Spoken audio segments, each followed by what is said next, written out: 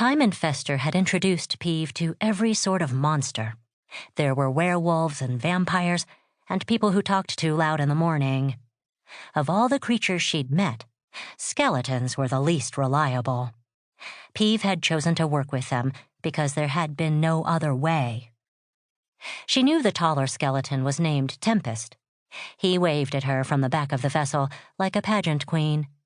The other skeleton, Bertram, could not wave, as he was holding his own skull in his hands, like it was a dish he was bringing to a potluck dinner. Peeve stood there, a shiver running down her spine, waiting for them to continue rowing. It took a minute for her to realize the two skeletons would come no closer. "Seriously?" she called. "It's freezing. Are you really going to make me walk out that deep?" Bertram lifted his head up to get a good look at her. "There can be no reward without risk," he replied. Peeve rolled her eyes. "You mean you don't want to get out of the boat?" Tempest cackled. "No, we don't want to get out of the boat." "But you're just bones. The water isn't even cold to you." Bertram's headless shoulders shrugged. "True, but getting out would be a whole ordeal. It would be far easier to make the exchange from the boat. More efficient that way."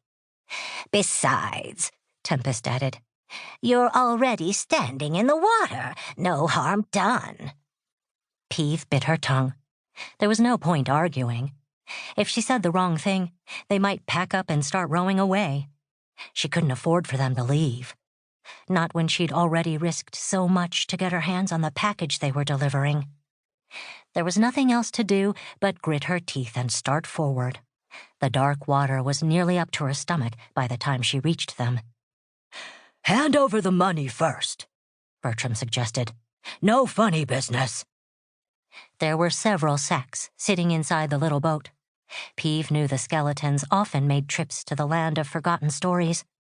They'd return with items of great value, but always for a price. Tempest fetched the nearest sack, straining to set it upright. Peeve shook her head. "I don't think so." She'd learned to never give the money first in an exchange, not with disreputable creatures like skeletons. "You give me the scepter first." Bertram looked ready to argue, but Tempest let out a mad cackle and tossed the sack overboard without a second thought. The waves started soaking the fabric, threatening to drown it completely. Peeve snatched the package before it could sink and pulled it to her chest. With her free hand, she reached into a pocket and removed a single glinting coin. Both skeletons leaned forward greedily at the sight of her offered treasure. Peeve was about to toss the payment to them, but she caught a glimpse inside the sack and paused. The object it held was most certainly not the weapon she'd requested. "Seriously? This is just a bunch of coat hangers." Tempest pretended to be surprised. "Really? How did those get in there? How bizarre." He hunted back through the other items on their boat. "Oh, yes, here it is." The gangly skeleton grinned at her. "Now, we can't risk you running off with it. Bertram?" The shorter skeleton let out a sigh. "This is always so humiliating."